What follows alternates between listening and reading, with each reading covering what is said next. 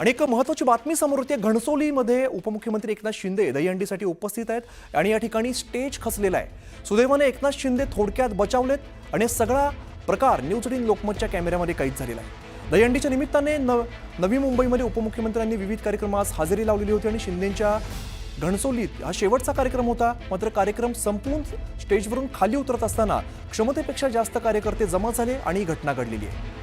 नवी मुंबईमधून बातमी समोर येते आहे। नवी मुंबईतल्या घणसोलीमध्ये दहीहंडीच्या कार्यक्रमाच्या ठिकाणी सगळी घटना घडलेली आहे। उपमुख्यमंत्री विविध कार्यक्रमाच्या निमित्ताने हजेरी लावत होते आणि शिंदेंचा घणसोलीतला खरं तर हा शेवटचा कार्यक्रम होता। हा कार्यक्रम संपून स्टेजवरून खाली उतरत असतानाच क्षमतेपेक्षा जास्त कार्यकर्ते जमा झाले आणि त्यानंतर हा स्टेज खचलेला आहे। उपमुख्यमंत्री शिंदे स्टेजवरती असतानाच हा स्टेज खचलाय।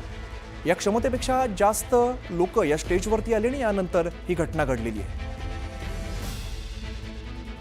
सुदैवाने एकनाथ शिंदे थोडक्यात बचावलेले आहेत, कोणती दुखापत त्यांना झाली नाहीये। मात्र उपमुख्यमंत्री विश्वनाथ सावंत आमचे प्रतिनिधी या संदर्भातली अधिकची माहिती देत आहेत। विश्वनाथ, नवी मुंबईमध्ये नेमकं काय घडलंय? उपमुख्यमंत्री स्टेजवर असताना स्टेज खचल्याची माहिती समोर येते। बिलकुल थोड्या वेळापूर्वीची घटना घडलेली आहे। सेक्टर 9 मध्ये, घणसोली सेक्टर 9 मध्ये हा सगळा प्रकार घडलेला आहे।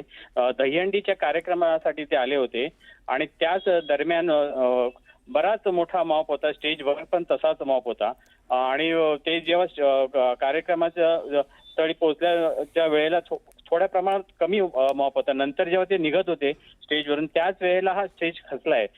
क्षमतेपेक्षा जास्त कार्यकर्ते जमा झाले आणि त्यामुळे कदाचित हे सगळी घटना घडली असावी आणि नेमकं ते जिथे उभे होते तेवढाच भाग खाली खचला होता। सुदैवानं काही झालं नाही आणि ते तसे निघून गेल्यानंतर निश्चितच मोठी तारांबळ उडाली, कार्यकर्त्यांची म्हणा, पोलिसांची म्हणा।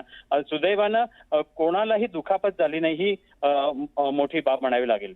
अगदी स्वाभाविक आहे विश्वनाथ, धन्यवाद या सगळ्या सविस्तर माहितीसाठी।